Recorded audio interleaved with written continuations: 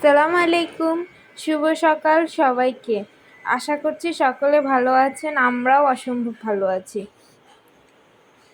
আজকে আরেকটা নতুন ব্লগ স্টার্ট করলাম। কাল রাতে আব্বু অফিস থেকে আসার সময় আমাদের জন্য জাম্বুরা নিয়ে আসছে। আমরা যদি একটু টক পছন্দ করি তাই জাম্বুরা খাবো।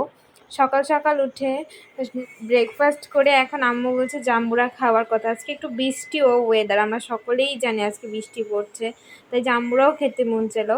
তা আপনাদের সাথে শেয়ার করলাম জাম্বুরা। এখন এগুলো কাটবো, কেটে তারপরে মাখাবো, সেই ভিডিও আপনাদের সাথে শেয়ার করব।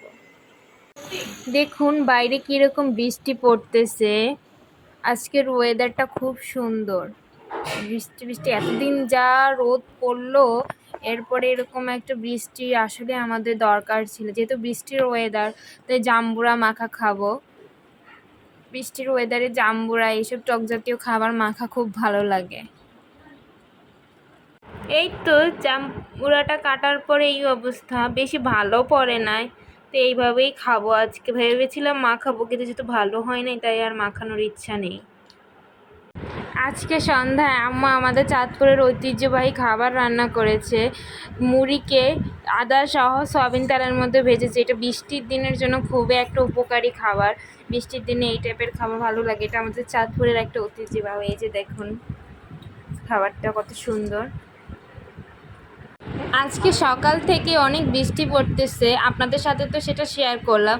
তাই রাতের বেলা আম্মুকে বললাম আর রান্না না করতে, বাইরে থেকে খাবার আনি। আমাদের এখানে কয়লা ঘরের খাবার অনেক ভালো, তো কয়লা ঘর থেকে এই তো গ্রিল আনা হয়েছে। আমরা যেহেতু মানুষ বেশি তাই একটু বেশি আনা হয়েছে। এখানে নান রুটি আনা হয়েছে আর এখানে সস। এগুলোই আমাদের আজকে রাতের খাবার। আমার ভিডিওটা এই পর্যন্ত। যদি ভালো লেগে থাকে তাহলে একটা লাইক করবেন, শেয়ার করবেন আর একটা সাবস্ক্রাইব করে দেখবেন। পরবর্তী ভিডিওর জন্য অপেক্ষায় থাকবেন। সবাই ভালো থাকবেন। আল্লাহ হাফেজ।